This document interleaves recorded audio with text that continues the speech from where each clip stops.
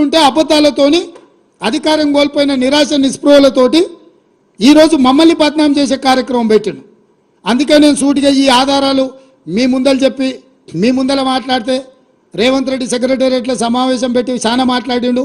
ఆయన కథ ఏంది, ఆయన కమామిస్ ఏందని ఆయన మాట్లాడతాడు. అందుకే నేను సూటిగా ఈరోజు మంత్రివర్గ సమావేశం అవుతుంది. అసెంబ్లీ సమావేశాలు ఎప్పటి నుంచి ఉంటాయో సాయంత్రం వరకు మీకు చెప్తాము.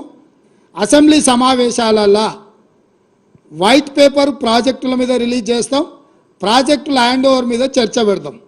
48 గంటలు నువ్వు కోరుకుంటే ఇంకెక్కువ కావాలన్నా తలుపులు మూద్దాం, భోజనాలు అక్కడనే పెడతాం, బట్టలు తెచ్చుకో, మేము వస్తాం. మామ అల్లుడు మీరు ఇద్దరు రాండి, లేకపోతే ఎంబడి కొడుకుని తెచ్చుకోరు, అవతల మీ బిడ్డ ఉంటే ఆమెను కూడా ఉమ్మడి సమావేశాలు పెడతాం. ఒకవేళ చర్చ చేద్దామంటే శాసన మండలి శాసనసభ ఉమ్మడి సమావేశాలు ప్రత్యేకంగా ప్రాజెక్టుల మీద జలాల మీద చర్చ పెడతాము. మాకెవ్వరు లేరు, నేను మా ఉత్తమ్ కుమార్ రెడ్డి గారు ఇద్దరమే మాట్లాడతాం. సంబంధిత శాఖ మంత్రిగా వారు మాట్లాడతారు, ముఖ్యమంత్రిగా నేను మాట్లాడతా. చంద్రశేఖరరావు, హరీష్ రావు, తారక రామారావు, కవితారావు నలుగురు మీరు ఒకరి తర్వాత ఒకరు అలచిపోకుంటే ఎంతసేపు అయినా మాట్లాడదాం, చర్చ చేద్దాం. నీకు చిత్తశుద్ధి ఉంటే, నీకు నిజాయితీ ఉంటే ఈ చర్చలకు రాకుండా ముఖం చాటేయకు చంద్రశేఖరరావు.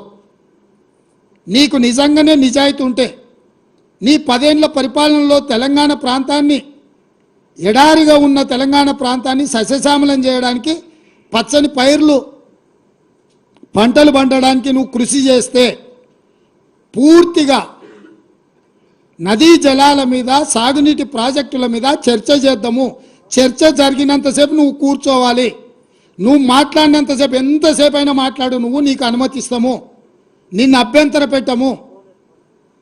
నువ్వు నీ అల్లుడు, ఎందుకంటే 5 ఏళ్ళు ఆయన మంత్రి, 5 ఏళ్ళు ఈయన మంత్రి సాగునీటి ప్రాజెక్టు, 5 ఏళ్ళు ఈయన ముఖ్యమంత్రి, 10 ఏళ్ళు ఈయన ముఖ్యమంత్రి, 5 ఏళ్ళు ఆయన ఆర్థిక మంత్రి.